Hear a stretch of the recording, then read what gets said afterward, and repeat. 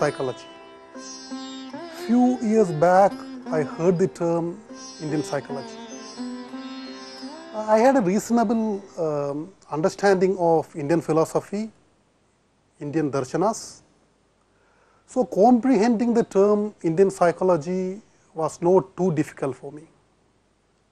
But of course, it came as a surprise.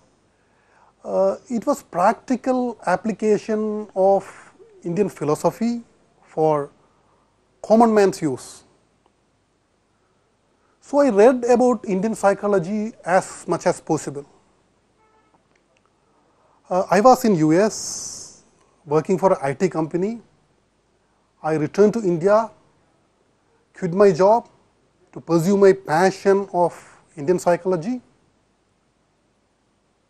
and I started a life coaching and a mind conditioning outfit called Go Beyond Mind. Indian psychology can be used as a therapeutic use like modern psychology or popular psychology, and it can also be used for mind hygiene, mental hygiene, or it can also be used as a positive psychology. So it gives a comprehensive, a complete solution as a mental hygiene solution, or for mental hygiene, or for positive psychology, that is enhancing the happiness and maintaining the happiness, or for therapeutic purpose. Indian psychology covers most of the therapeutic area where modern psychology is currently available. Let me get into Western psychology a bit more. In Western psychology is a offspring of or an offshoot of Western philosophy, Greek philosophy. The term psychology came from psyche. Psyche means the soul. But in Western psychology as well as Western philosophy fail to define the term soul. There is no proper definition of soul. So study of soul became study of mind. So Western psychology for few years became study of mind, and they found it was very difficult to define the term mind. So no definition of term mind. So again the definition of Western psychology changed. It became a study of mind, then it became study of consciousness. Consciousness was again a confusing word. Again the definition of Western psychology got modified. It became a scientific study of behavior and mental process.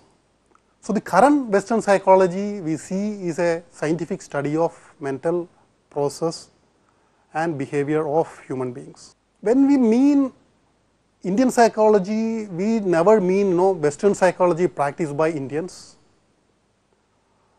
nor it is a behavior and study of mental process and behavior of Indians.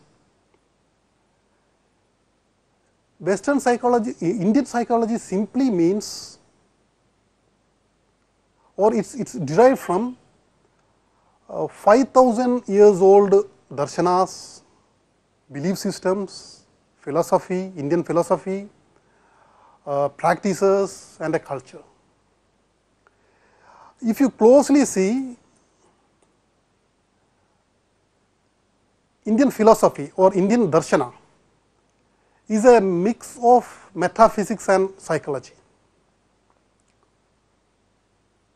So we derived Indian psychology by separating the metaphysical aspects, metaphysics in the sense creation of universe and evolution of universe and similar things, and we created a branch called Indian psychology.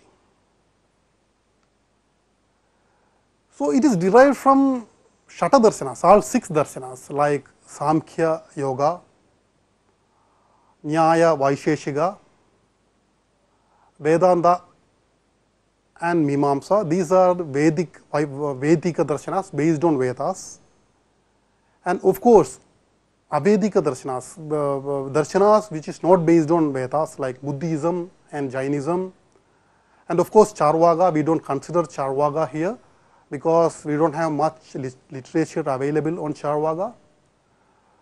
So, we use that 8 Indian darshanas and derived psychological concepts from it.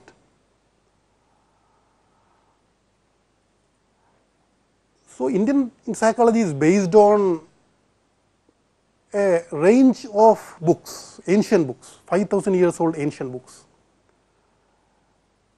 starting from Rig Veda or Vedantas or Upanishads, Bhagavad Gita, Patanjali Yoga Sutra, Yoga Vasishta, and several other classical ancient texts, and of course with Buddhist literature. And Indian psychology is having a clear definition of the word soul. Of course, it is having a definition for the word mind, and we have a definition for the word consciousness. Soul is defined in the Indian psychology as individual soul as well as a cosmic soul.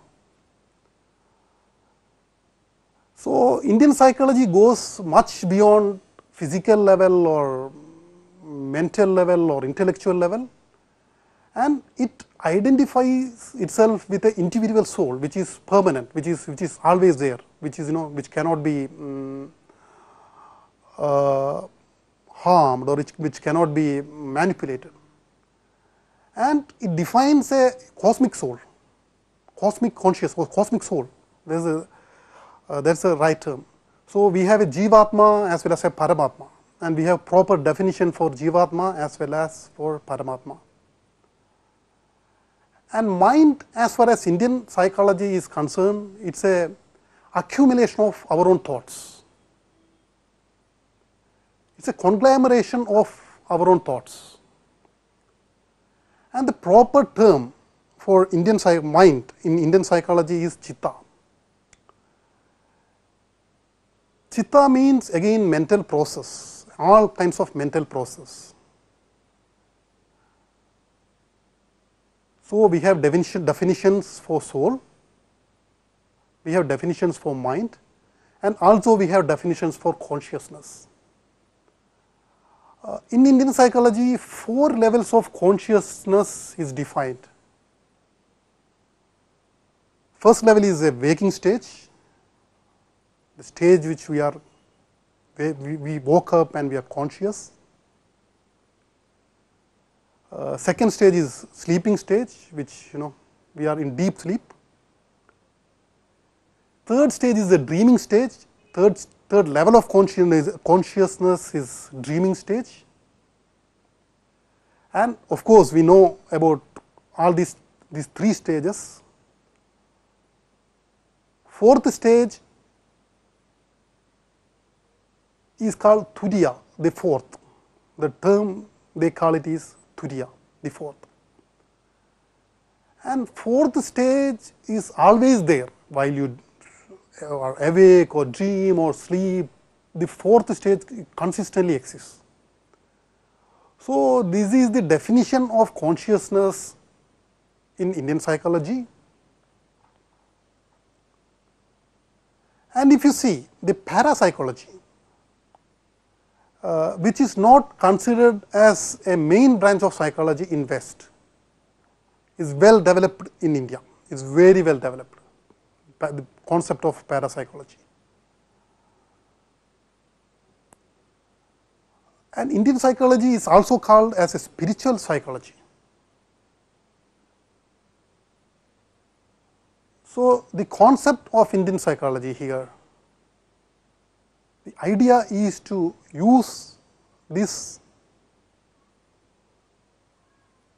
as a preventive psychology for mental hygiene, to avoid all, keep a mental balance and to prevent all kinds of psychological and psychosomatic problems.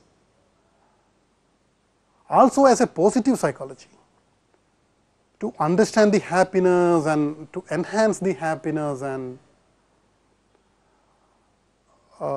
create the happiness, all kinds of positive aspects of psychology. Third is for therapeutic purpose. Therapeutic purpose, the research on Indian psychology is limited. So, currently at this point we are taking lot of information from, lot of support from popular psychology, Western psychology for therapeutic purpose. So, the concept is to use Indian psychology supported by traditional or popular Western psychology with neuro-linguistic programming, with transactional analysis,